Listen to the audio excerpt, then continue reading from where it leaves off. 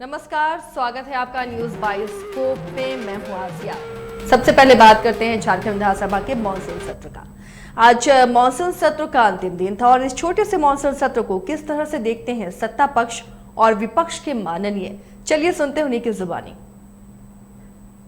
जो सरकार के हिसाब से उन्होंने अपना सब काम करा लिया। 6 बिल पास कराना है, उन्होंने बिल पास करा लिया।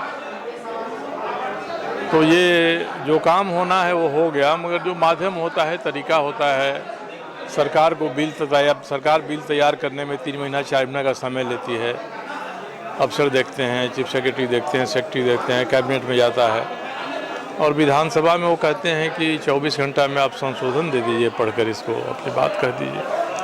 तो अधिकार है स्पीकर को, जैसे चाहे पास करा दें, पास हो जाता है, मगर उसकी गुणवत्ता जो होनी चाहिए, किसी को कुछ कहना हो सकता है। हमारे पास विधेयक आएगा, जो उससे जानकार है, मैं उसे सलाह लूँगा, उसे संपर्क करूँगा, जरा पढ़ के बताइए क्या है इसमें। तो समय जितना मिलना चाहिए ना, वो समय नहीं मिलता है विधायक के पास कराने में। और विधानसभा है तो जिस काम के लिए बैठाएँ हो तो है कि 6 महीने में एक बार विधानसभा को बैठना है, ये उद्देश्य है, इतना ही उद्देश्य होकर रह जाता है। जिस तरह से हमारे कार्यकर्ताओं पर लाठीचार्ज किया गया, हमारी महिलाओं को मारा गया, हमारे नेता को जान से मारने की कोशिश की गई, हमारे प्रदेश अध्यक्ष का हाथ तोड़ दिया गया। मैंने वो सारे विषयों को लेकर के कार्यस्थगन लाया था चर्चा के लिए, न्यायिक जांच के लिए। ये आप न्यायिक जांच करिए। इस सरकार ने, इस सदन ने बहुत हतोत्साहित किया है, मनोबल को बहुत तोड़ा है। मैं भी 5 बार पिछले साल मंत्री के पद पर था, कभी इस तरह का बात हम लोगों ने नहीं देखा। आसन का भी इस तरह से व्यवहार नहीं करता है, जिस तरह से पक्षपाती व्यवहार इन्होंने किया है वो बहुत ही दुखद है और बाबा साहेब के सपनों को तोड़ने वाला है, उनके अधिकार को तोड़ने वाला है और इसके लिए लड़ाई लड़ेंगे हम लोग।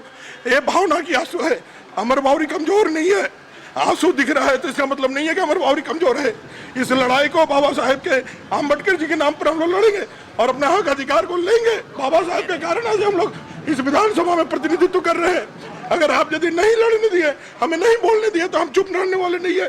इसको लड़ेंगे, इसको आगे लेकर के जाएंगे, मैं बताना चाहता हूँ। देखिए, मानसून सत्र में यह स्पष्ट दिख गया कि हमारे स्पीकर साहब न्याय नहीं किया, एकदम बिल्कुल सत्ता पक्ष के हाँ में हाँ मिलाते रह गए। ये दुर्भाग्यपूर्ण है, मैं इतना ही कहूँगा। जबकि मैंने एक दिन उठकर कहा था कि स्पीकर साहब, स्पीकर ऐसा होना चाहिए जो काहू से न दोस्ती न काहू से बैर, उसके नज़र में सब बराबर होना चाहिए। लेकिन स्पष्ट परिलक्षित हुआ कि स्पीकर साहब सिर्फ और सिर्फ सत्ता पक्ष को संरक्षण देने का काम करते हैं। जातीय पिछड़ी जातियों को आरक्षण मिले, उस पर सरकार ने अपनी सहमति जताई कि हम जल्दी इस पर निर्णय लेंगे। कई ऐसे सवाल आपने देखा होगा कि यह जो एसपीटी सीएनटी एक्ट के सवाल आ रहे थे कि उसके रहते हुए आदिवासियों की जमीन छीनी गई, उस पर एक विधानसभा की समिति बनी।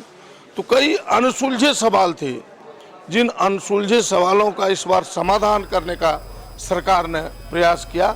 और हमें लगता है कि और कई चीज़ें हो सकता था अगर प्रतिपक्ष इसमें सहयोग करता, प्रतिपक्ष जो प्रक्रिया कार्य संचालन नियमावली उसके तहत आती, तो हमें लगता है कि और यह प्रभाव